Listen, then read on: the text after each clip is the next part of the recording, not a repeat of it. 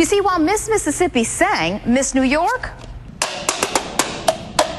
used a plastic red cup. Yeah, guys, this is always a huge event in Vicksburg, and if you don't believe me, all you have to do is look at the front page of the newspaper. Very bizarre, Stephanie. That Jackson woman says someone slashed her tires and then left a note on the windshield of her car. Yeah, Darren, that surveillance video shows the gunman used a bag like this to stuff the cash in when he robbed the Dollar General store here on Highway 80. Neighbor right across the street from that house we showed you earlier says he did not escape storm damage. This tree fell from his neighbor's yard and landed straight on his front porch. You can see the damage. Take a look over here at some of the shrubs closer to this fountain. You can see where water has frozen on top. That current state law says if you're transporting students to and from school, those yellow buses are not allowed to go any faster than 45 miles per hour, 50 if they're on a school trip. But in order to do this interview, we're going to have to kick off our shoes. Thanks, David. Live at 5, a classic car heist caught on camera. It happened at a crowded gas station on Capitol Street. And Mississippi held its first ever tax-free gun sale this weekend, but not everyone was happy about it. Try Jesus, not gun. Back here at home, a Brandon's shop still closed this morning after police say a woman may have blacked out and drove her truck into the store. Well, it was just a little boom.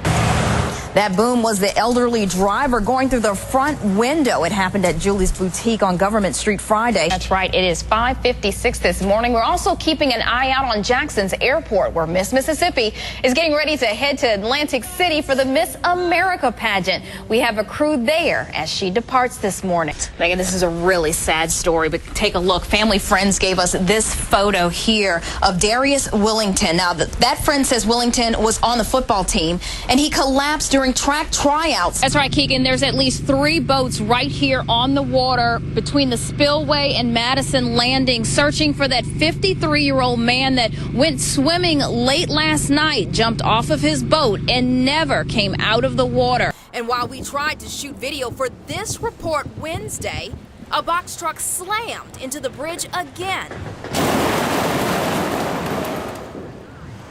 911, what's your emergency? Yes, ma'am. This is Tammy with Channel 16. I'm on Gallatin and Porter Street in Jackson. A Ryder truck just hit a bridge. It takes almost my entire body up on one side. And then as you look a little bit further in, you can see where the tree is actually slammed up against this roof. This is cell phone video of the aftermath. Oh my. One woman barely escaped when this black SUV fell off a car carrier and smashed onto her car on Interstate 55. Take a look at what's left of this SUV after it fell off of an 18-wheeler and slammed on top of a Toyota Camry. And what did it sound like? Like D-Day or something. A 4,000-pound SUV falling at least 10 feet down into traffic moving at least 50 miles per hour. Before he left the scene, we flagged down the truck driver who lost that SUV from his trailer load. Tony Izagir says he's rattled, but he told us he's more worried about the woman in that smashed Toyota Camry car. I was more concerned of the lady. More concerned for the lady? My heart was pumping like you can't imagine. The truck driver says he was driving on Interstate 55 to take auction vehicles to Texas. Investigators say the truck's trailer was elevated too high. The Nissan Xterra on the top of the trailer slammed into the bottom of the bridge. What happened? It was not low enough, and I guess when it hit, since I didn't have cars in the back, so it just blew out.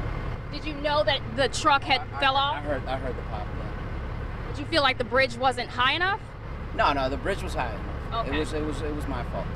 Okay. Yeah, it was my fault. I didn't lower enough. Traffic backed up for miles on I-55 while police did their investigation. With wall-to-wall traffic, it took more than an hour to clear the crash site. State police say no one was inside of this SUV when it crashed on top of that Camry, but take a look at the Camry. They say that a female driver did have to be transported to the hospital for her injuries. In Jackson, Tammy, Estwick, 16 WAPT News. A new bill at the state capitol says school buses need more speed. This month, the House passed a bill that would allow bus drivers to go the speed limit. Wait, What? School buses are not permitted to run over 50 miles an hour, regardless of where they're going. That current state law says if you're transporting students to and from school, those yellow buses are not allowed to go any faster than 45 miles per hour, 50 if they're on a school trip. That means if a bus is going the highway speed limit on Interstate 20 or 55, they are breaking the law. Drivers we talk to say it's hard on them. You got to keep it, when you get on the interstate with these buses, if you don't, they'll run over you. The penalties are stiff. Get pulled over and you not only get a fine, but you could lose your license. Representative Ken Morgan says a bus driver from his district brought the law to his attention, and he thinks it's outdated. Basically, all we're asking for in this bill is to go back to whatever the posted limit is. I think that the average parent in Mississippi today would fall out if they knew that their children are going to be allowed to be transported on these buses. Representative Ameria Scott says she thinks the bill is a bad idea, and she says she voted against it. Now, our children would be out here without seat belts on, going whatever the speed limit is. If they're out there on Highway 49, 65. If they're out there on Highway 59, 75. When we asked one mother, she had mixed emotions about the idea of faster buses. Well, I don't really think that's too bad if the bus drivers are responsible. But she changed her mind when she thought about buses driving that fast without seatbelts. That big of a vehicle and going so fast, the bumps and the, that is still a concern from parents. So if you voted today, what would you vote for? I probably would vote no. What about some of the buses that don't have seatbelts? I don't have seatbelts on my bus anyway. You don't think that's kind of dangerous for the kids? Maybe they'll sit down. No, they shouldn't. Not with our kids. So when do you think we might get to the seatbelt portion of this? I feel like it may come up during the session. Representative Morgan says they haven't seen everything that the House and Senate are working on this session. But he says there's a good possibility someone will come up with a companion bill on seatbelts. In Jackson, Tammy, Estwick, 16, WAPT News. Imagine this, a water bill for one house in one pay period, $1,700. Another family brought us a bill for $6,000. My husband opened it up and went into shock, and then he showed it to me, and I went into shock. The WAPT employee with this bill told us he knew water rates are supposed to go up, but from $200 to $1,700 seemed a little drastic. The question we have basically is, who's accountable for this bill?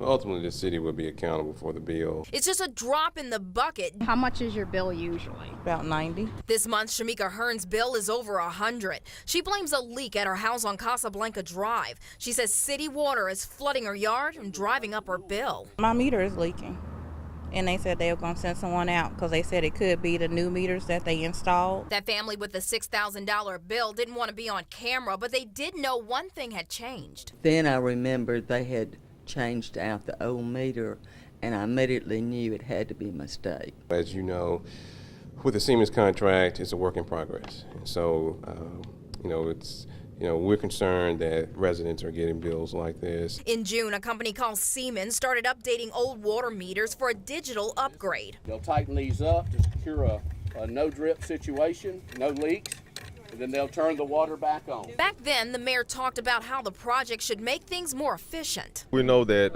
in several places that there are breaks that are under the ground that we can't readily identify, but we do know that we lose that water. But this gives us an ability to be able to measure and monitor specifically at our homes to see what's going on with that water. The city has been passing out pamphlets that claim as meters get older, they may not measure all of the water you use every month. That's why earlier this year they warned that some people could see higher bills with the newer and supposedly more accurate meters. But from $200 to $1,700, the city admits something went wrong. We found out through the city that the man with that $1,700 bill has an old meter on the house. After an investigation, we determined that it was caused by a glitch.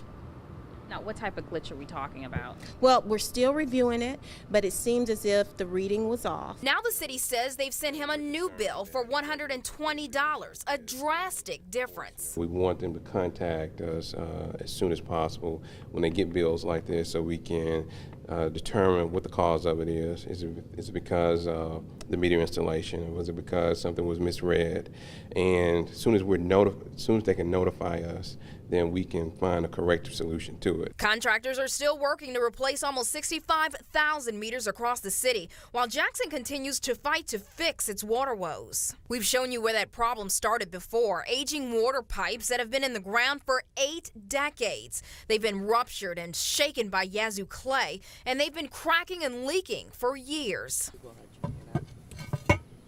Now that battle to fix an aging infrastructure is continuing to cost customers. In Jackson, Tammy, Estwick, 16 WAPT News. The story is spreading like wildfire. How Walter Williams woke up from the dead in Holmes County. I asked the coroner what happened. He said, he can call us a miracle. I stood there and watched them put him in a body bag and zipped it up. The coroner says he checked the pulse around 9 o'clock Wednesday night and pronounced Williams dead at his home in Lexington with no heartbeat. That was 10:30, and at 2:30 my cousin called me and said, "Not yet." I said, "What you mean, not yet?" He said, "Dad is still here." After the coroner helped move Williams to Porter & Sons Funeral Home, workers were getting ready to embalm him. But that's when he started to move. He was not dead, long story short. Byron Porter says it's the first time he's ever seen anything like it. A man inside a body bag kicking to get out. So he missed it by how much? I don't know. Couple of minutes, maybe? No, more than that, maybe. But we definitely was not going to do anything to him. And once you saw that he was right, alive. that he was not deceased. Right. Paramedics rushed Williams to the hospital, where tonight family members say they're happy he's alive. Now, I don't know how long he's going to be here, but I know he's back right now, and that's all what counts. In Lexington, Tammy Estwick, 16 WAPT News.